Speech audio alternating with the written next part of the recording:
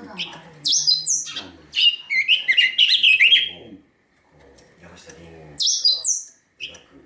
離婚芸術というものは、もちろんその構図は忠実にしながらも、でもどこか山下麟ならではの特徴みたいなものがどこかにあるのかなと思うんですけど。深い憂いっていうよりは、やっ